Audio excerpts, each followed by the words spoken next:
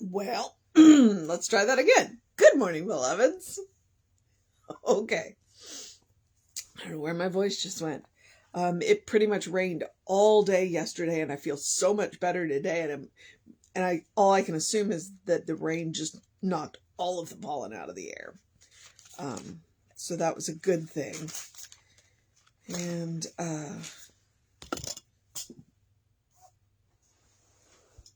okay, sorry about that. Dropped the reading glasses. Okay, it is November 2nd. Our title is Bright Lights. The first quote is, "Ye are the light of the world," and that is Matthew 5:14. The second quote is, a person, the only self-conscious being in this world, must be the light of the world. And that is Science of Mind, page 478. What does it mean to be the light of the world? One way to answer this is to consider some of the individuals who have shone brilliantly among their fellow humans. There are many examples of people who have inspired us, putting into action their love of God through unselfish service to others. In a spirit of love and compassion, we are inspired by deep commitment and faith, and individuals such as Mother Teresa and Albert Schweitzer, who demonstrate these qualities, are widely recognized as lights in the world. But if we think about it, probably all of us have known at least one person who has shone brightly as a light in our own life. That person may be a parent or other family member, a dedicated teacher, or a dear friend. Someone who evidences a deep desire to help each other and who is eager to serve.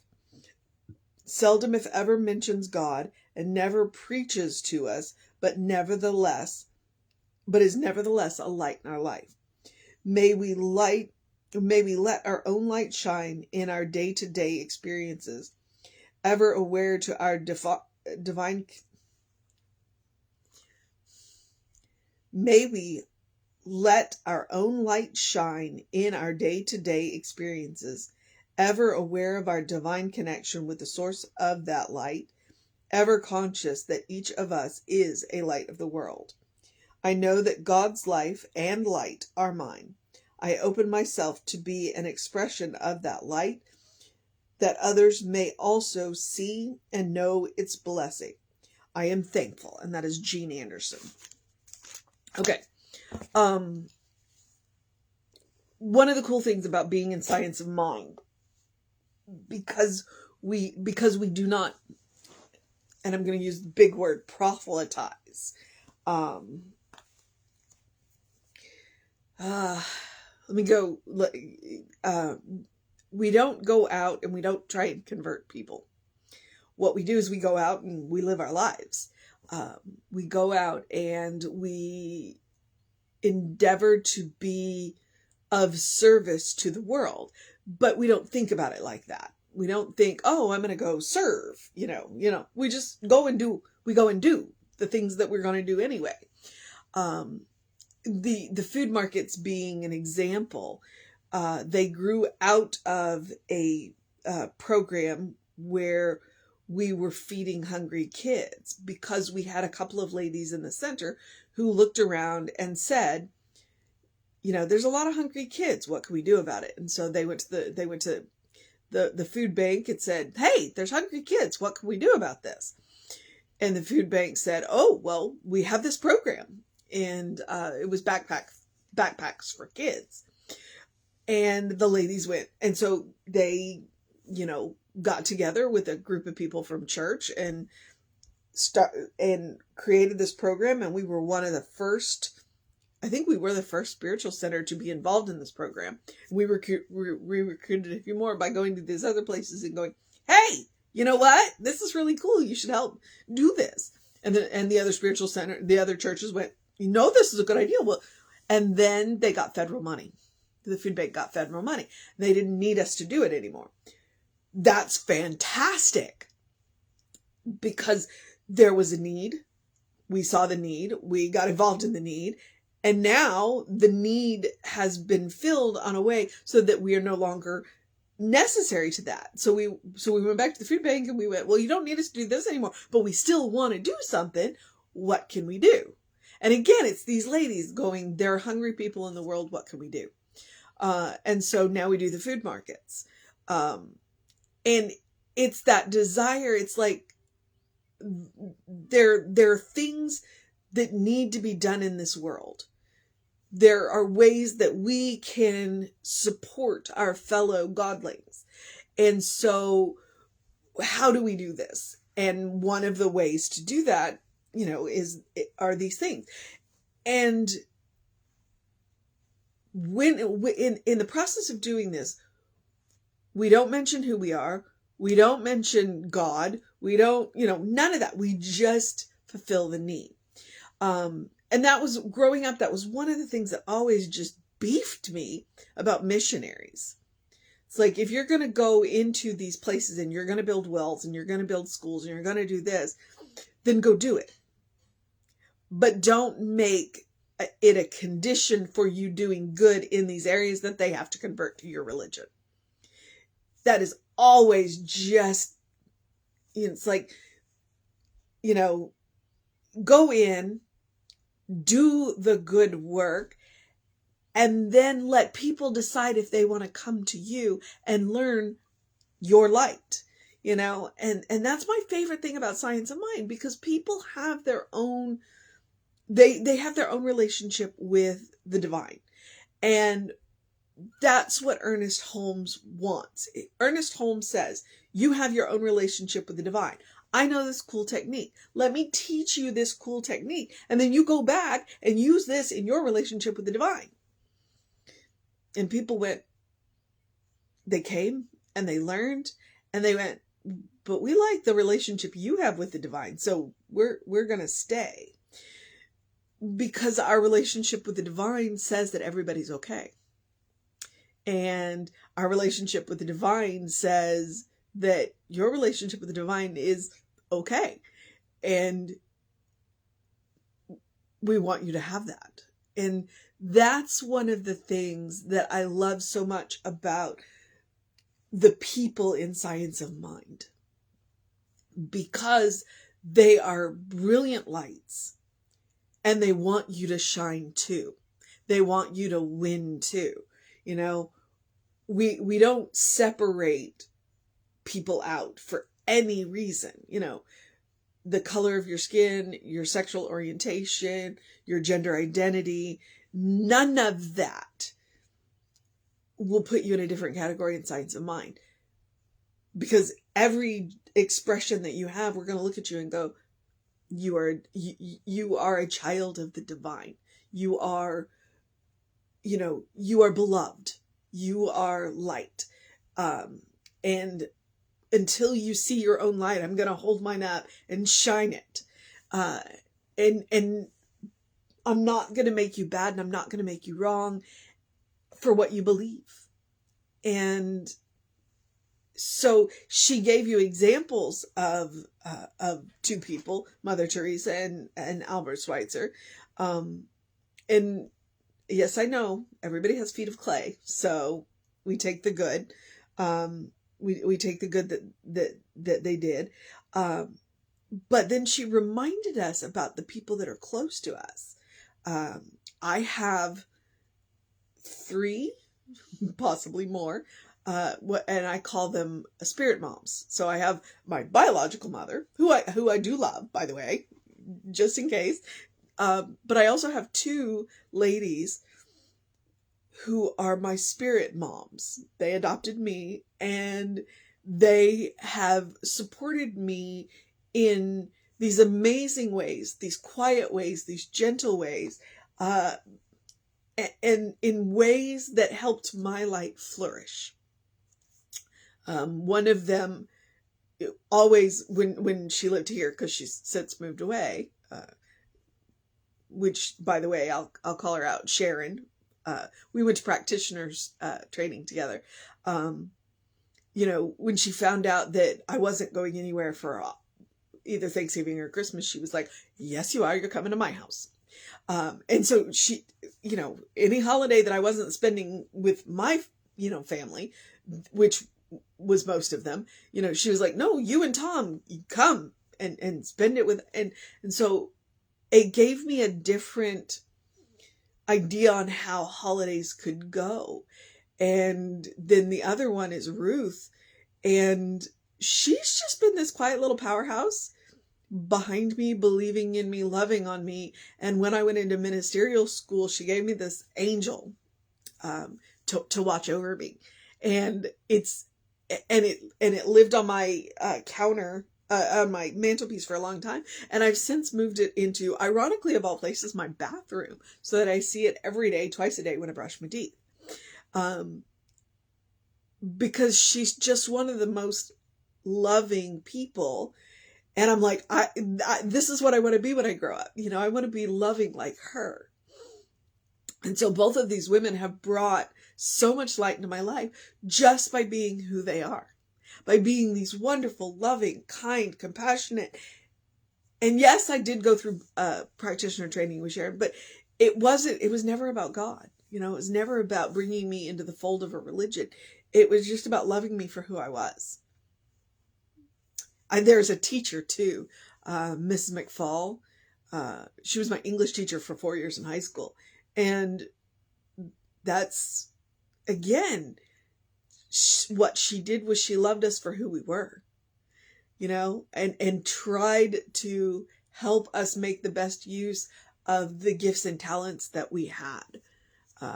And she went above and beyond for us in high school, where a lot of the teachers didn't. And so we have all of these bright lights in our life. It's like, yeah, we can look up to these big, famous ones. Let's look around at the ones in our life and model our lives the way they do. And that's what I do with Miss McFall and with Sharon and with Ruth. It's like, I've looked at the way they interact with people. I've looked at the way they love people. I've looked at the way that they go out of their way for people.